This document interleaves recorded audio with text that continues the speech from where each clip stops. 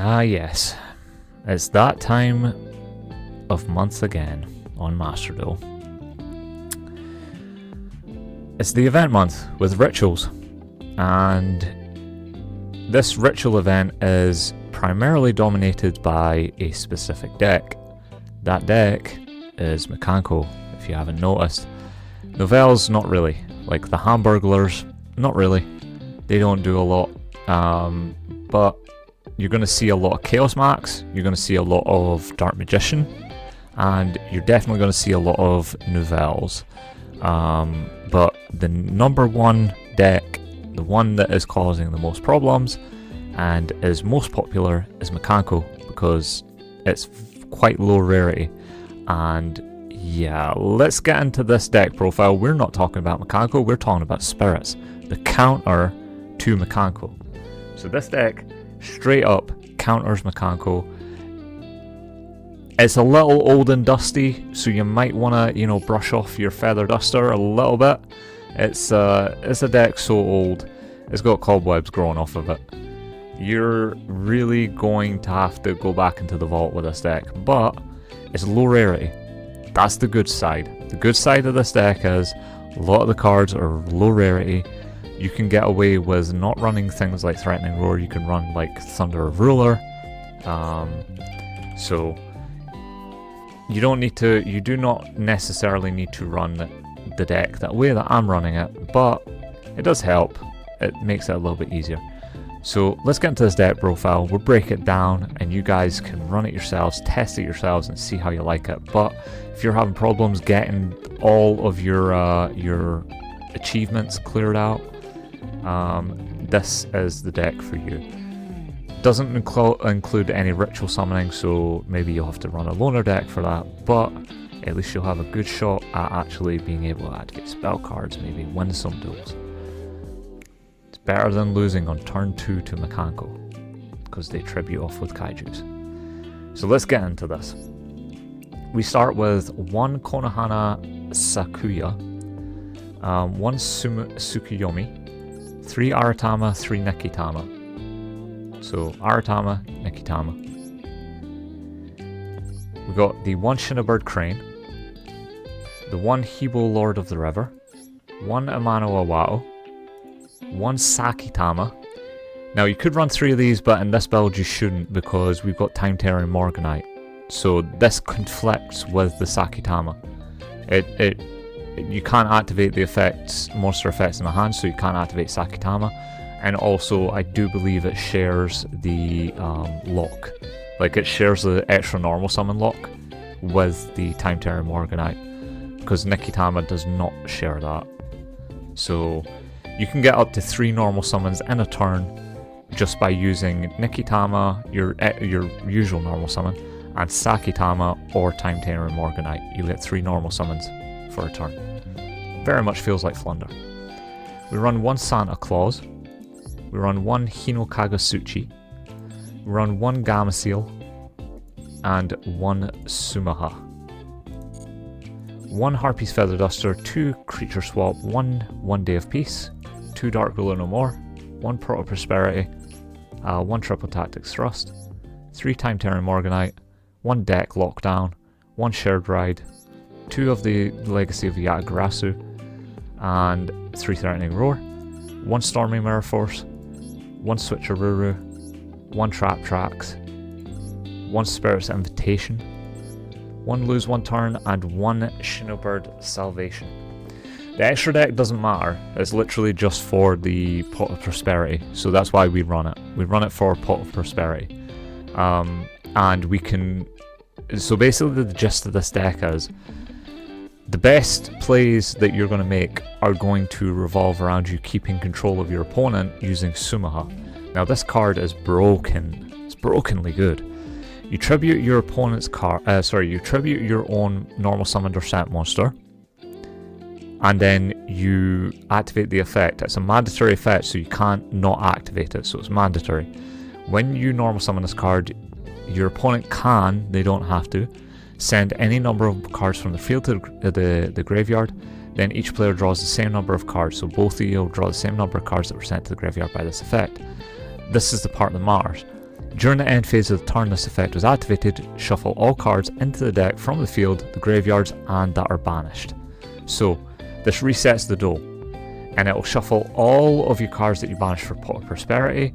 It'll shuffle everything that you've banished away for cards like Konohana, or maybe you banished some cards for the Shinobird's Salvation, but it does bring them back. So your banished cards are not like completely gone. In fact, I've won a few runic duels recently with this deck. So yes, runics are actually played in this event for some reason. Don't ask me why. Anyways, let's go through some of the choices. So really, this card is to make sure that your card doesn't leave the field. So if a spirit monster was meant to leave the field, at the end phase you can banish this card, target the spirit monster, it won't need to leave the field. And then that effect that makes it leave the field, it wasn't normal summoned that turn, so it stays on the field. You use this for cards like Amano Awao to keep it on the field, or you can use it for cards like Hinokagasuchi if you want to have a big beater on the field. You normal summon this guy, and when he inflicts battle damage, he can make your opponent discard all the cards they have in their hand during the next draw phase before they draw, so they will get their draw for the turn. But it does mean that if you keep this card on the field and then normal summon Sumaha on the same turn and attack, they'll lose any cards that they draw off of the Sumaha. But let's break down why you have to run it this way. So basically, you want to normal summon Nikitama, then normal summon Aratama. Aratama searches out the Sumaha. Sumaha tributes off the Nikitama, and Nikitama draws a card when it's tributed off. But the way to do this is to chain block. So you want to, like I said, this is a mandatory effect, so this will chain link 1. You use this as chain link 1, and then Nikitama, which also is a mandatory effect, so you can choose when to chain block. But this is, both of them are mandatory effects. You're going to have to chain block it in a way that you can't be Ash Blossom, because Ash Blossom is legal in this event. So use the chain blocking to make sure that this card resolves, then everything goes back into the deck. This is your way to out cards like Blue Eyes Chaos Max and stuff like that. Like Chaos Max is a really hard card to out. That's why we run things like Santa Claus and Gamma Seal. We're running Threatening Road to make sure our opponent can't attack. Stormy Mirror Force is our, again, Blue Eyes Jet and all that stuff.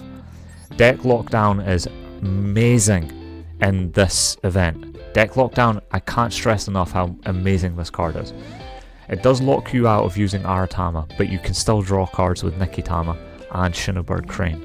So you can still use all your draw engine, but you just can't add cards. So use Deck Lockdown to stop your opponent from special summoning from the deck.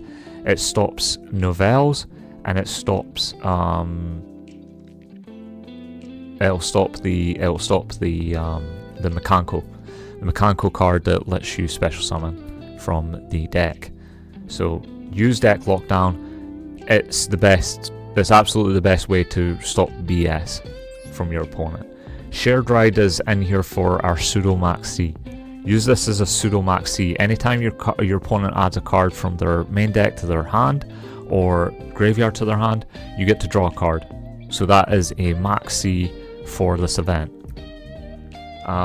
Legacy of Yatagarasu.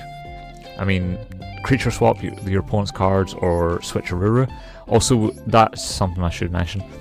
If you tribute off your opponent's card with Santa Claus and then you normal summon Hebo, Lord of the River, this guy treats, like, he targets opponent's any monster on the field, and you can treat it as a spirit monster. So it returns to the hand during the end phase. Now you could reuse a card called Rasetsu. I think that's what it's called. Yeah, Rasetsu. This card means that basically makes it so that when this card's normal summon, you can reveal a spirit monster from your hand, except Rasetsu, then target a face-up attack position monster your opponent controls, return that to the hand. I don't really like this card because, one, you can't special summon during the turn you activate it, so you can't use this. Also, you can't target it if it's in defense position, so Santa Claus can't be used. I like being able to use Santa Claus, so definitely you don't want to run this card. Instead, you want to run Hebo, and during the end phase, Hebo will bounce back the Santa Claus back to your hand.